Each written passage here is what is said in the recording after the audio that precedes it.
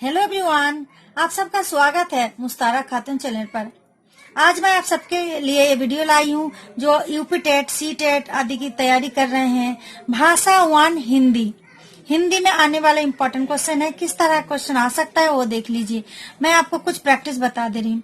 निम्नलिखित में से कौन सा विशिष्ट गुण शिक्षक को प्रेरणा का स्रोत बनने में सहायक है? शिक्षक के बारे में पूछा गया। प्रेरणा का स्रोत बनने में सहायक कौन से हैं? ये 4 ऑप्शन दिया गया है, इसमें से एक सही ऑप्शन होगा। पहला है व्यवहार कुशलता। शिक्षक का व्यवहार कुशलता होना चाहिए, इसी में शिक्षक को प्रेरणा का स्रोत पता चल रहा है। या दूसरा ऑप्शन देखिए, उत्तम शिक्षण विधियों का ज्ञान, या उनका एक ज्ञान होना चाहिए। या प्रभावशाली व्यक्तित्व, या डी नंबर में है शैक्षिक या सह शैक्षिक क्रियाओं में रुचि। तो सबसे ज्यादा इम्पोर्टेंट क्या है इसमें? शैक्षिक क्रियाओं में रुचि तो होना ही चाहिए, व्यवहार भी कुशलता होना चाहिए, लेकिन सबसे ज्यादा शिक्षण विधियों का ज्ञान भी उनका होगा। लेकिन प्रभावशाली व्यक्तित्व सबसे सही ऑप्शन होगा। अगर इसको आप टिक करते हैं तो ये सारे चीज इसमें आ जाता है। प्रभावशाली व्यक्तित्व जिन शिक्षक के ऊपर शिक्षक पर रहेगा उन पर ये सारा चीज तो ऑलरेडी होता ही है। ठीक है, तो ये समझ में आ गया। प्रभावशाली व्यक्तित्व इसका सही आंसर होगा। अब दूसरा देख लीजिए, दूसरे में क्या है? हिंदी का है, संधि पूछा गया है। पुनर्जन्म का संधि विच्छेद क्या है? तो पुनर्जमा जन्म, पुनर् यहाँ पे बताया गया है तो ये सही नहीं होगा। पु जमा नर जन्म, ये तो बिल्कुल ही गलत है, इस तरह से होता ही नहीं है। पुनः जमा जन्म, और एक ऑप्शन है पुनर्जमा आजन्म। तो यहाँ पर पुनर्जन्म का बताया गया, पुनर् मतलब दोबारा जन्म, तो पुनर्जन्म, तो पुनः विसर्ग संधि है ये, तो यहाँ पे विसर्ग लगा हुआ आएगा, विसर्ग लगा हुआ ये वाला भी है, ये वाला है, लेकिन इसमें कोई हमारा शब्द में कोई अर्थ निकल कर नहीं आ रहा है। इस चीज को ध्यान रखना। अगर शब्द को देखेंगे अर्थ मिल रहा है कि नहीं समझ के अगर करेंगे तो आपका आंसर सही होगा। तो ये वाला सी नंबर जरूर सही होगा, क्योंकि पुनः यानी दोबारा, जमा जन्म, जन्म तो पता चल रहा है एक शब्द बन रहा है जन्म, पुनः जमा जन्म, पुनर्जन्म, इसमें रा लोप हो जाएगा। किसी में भी रा अगर दिखाया गया है तो ये सारे गलत ऑप्शन है। आपको ध्यान देना है, विसर्ग संधि है ए और विसर्ग यहाँ पे आ जाएगा। पुनः जमा जन्म, पुनर्जन्म, संधि विच्छेद ये वाला बिल्कुल सही है। ठीक है, अब चलिए तीसरे ऑप्शन में चलते, तीसरे क्वेश्चन में। कविता शिक्षण का मुख्य उद्देश्य क्या है? मुख्य उद्देश्य यहाँ पर पूछा है। यहाँ पर भी 4 ऑप्शन है। भावों का अनुभूति रहित होना, भावों की अनुभूति कराना, या आनंद का संचार करना, या उपरोक्त में से कोई नहीं। तो यहाँ पर भाव वगैरह पूछा गया तो कोई नहीं तो बिल्कुल गलत है। इनमें से क्या होगा? आनंद का संचार करना, आनंद का संचार तो होता ही है, ठीक है, लेकिन इसके और अच्छा कोई ऑप्शन मिल जाए। भावों का अनुभूति रहित होना, इस चीज को आप समझ के पढ़ेंगे। भावों का तो लिखा हुआ लेकिन रहित लिखा हुआ, यानी भावों की अनुभूति नहीं होती है जिसमें, रहित मतलब नहीं होना, भावों का अनुभूति रहित होना, तो ये गलत हो जाएगा। भावों की अनुभूति कराना ये वाला सही ऑप्शन है।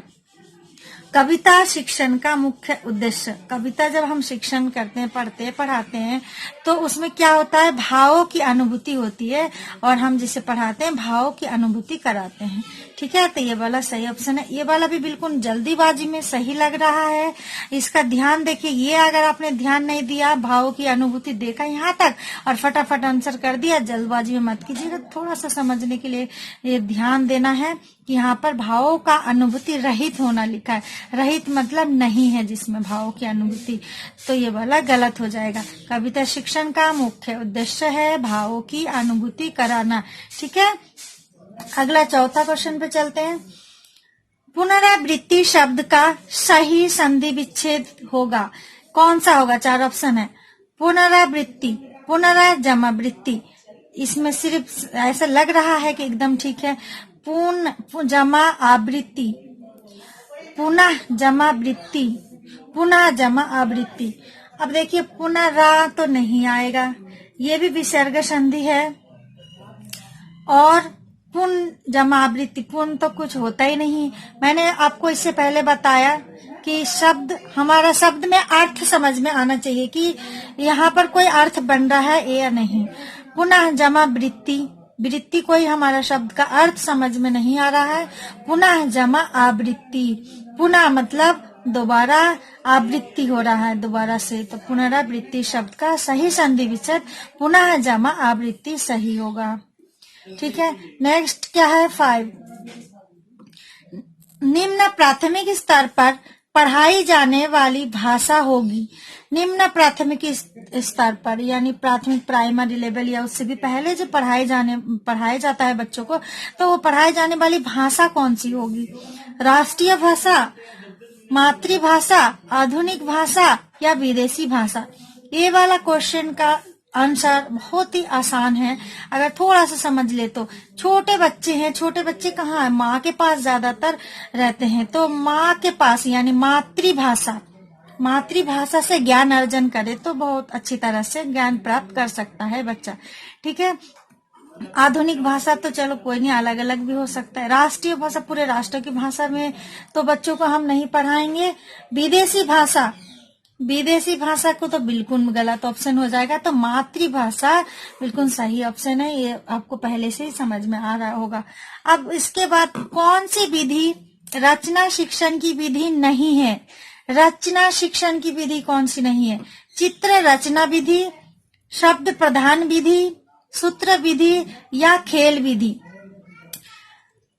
कौन सी विधि रचना शिक्षण की विधि नहीं है पूछा गया है। नहीं पर जरूर ध्यान देना है।